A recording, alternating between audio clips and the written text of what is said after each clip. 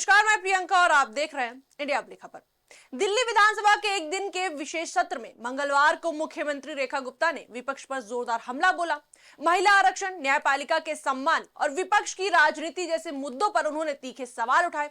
अपने भाषण में उन्होंने आम आदमी पार्टी, कांग्रेस समेत कई विपक्षी दलों को निशाने पर लिया और कहा कि महिलाओं के अधिकारों पर सबसे ज्यादा राजनीति विपक्ष ने की है। मुख्यमंत्री रेखा गुप्ता ने कहा, विपक्ष की महिला विरोधी सोच के कारण आज महिलाओं को आरक्षण नहीं मिल सका।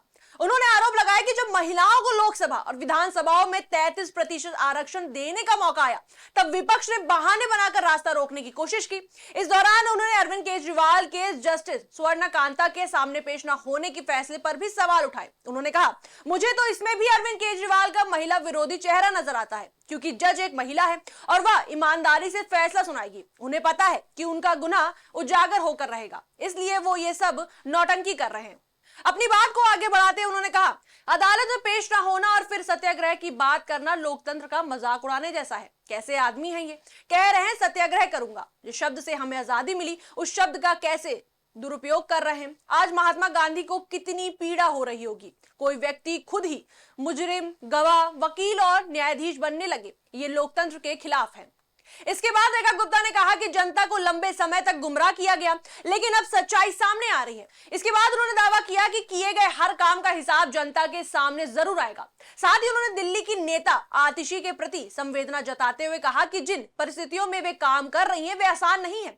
इसके बाद महिला आरक्षण के मुद्दे पर मुख्यमंत्री ने केंद्र सरकार की तारीफ की। उन्होंने कहा कि प्रधानमंत्री नरेंद्र मोदी के नेतृत्व में नारी शक्ति वंदन अधिनियम 2023 लाया गया, जिसका उद्देश्य लोकसभा और विधानसभा में महिलाओं को 33% आरक्षण देना था। यह केवल कानून नहीं, बल्कि देश की आधी आबादी को सम्मान और अधिकार देने की दिशा में बड़ा कदम था। 16, 17 और 18 अप्रैल भारतीय लोकतंत्र के इतिहास में दुखद अध्याय के रूप में दर्ज हुए हैं।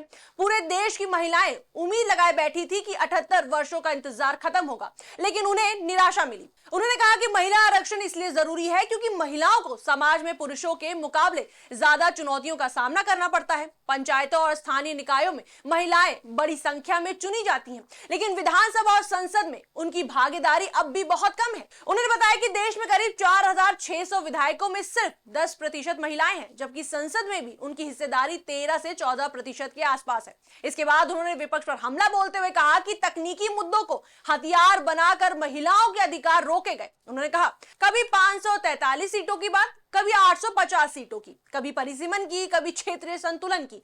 महिलाओं के नाम पर केवल मुद्दों को उलझाने का प्रयास किया गया। इसके बाद रेखा गुप्ता ने भाजपा सरकार की तारीफ करते हुए कहा कि भाजपा ने हमेशा महिलाओं को आगे बढ़ाने का काम किया है। उन्होंने उज्ज्वला योजना, जल जीवन मिशन, जनधन योजना, मुद्रा योजना और पोषण योजनाओं का जिक्र करते हुए कहा कि इनसे महिलाओं का जीवन आसान हुआ है और वे आत्मनिर्भर बनी है। वहीं आपको बता दें, मुख्यमंत्री ने मुस्लिम महिलाओं और 3 तलाक के मुद्दे का भी जिक्र किया। उन्होंने कहा कि जब शाहबानो मामले में अदालत ने महिला के पक्ष में फैसला दिया, तब तत्कालीन सरकार ने कानून बनाकर उसे पलट दिया। उन्होंने यह भी कहा कि 3 तलाक खत्म करने के समय भी विपक्ष ने साथ नहीं दिया। अपने संबोधन के आखिरी में मुख्यमंत्री ने कई नेताओं के पुराने बयानों का जिक्र करते हुए कहा कि समय समय पर महिलाओं के खिलाफ अपमानजनक टिप्पणियां की गई, जिससे उनकी सोच सामने आती है। इसके बाद उन्होंने कहा कि देश की महिलाएं ऐसे व्यवहार को कभी नहीं भूलेंगी। रेखा गुप्ता के इस आक्रामक भाषण के बाद दिल्ली की राजनीति में महिला आरक्षण और विपक्ष की भूमिका पर नई बहस शुरू हो गई है। इस पर आपकी क्या राय है, हमें कमेंट सेक्शन में जरूर बताएं। वीडियो को लाइक करें, शेयर करें, हमारे चैनल को सब्सक्राइब करें।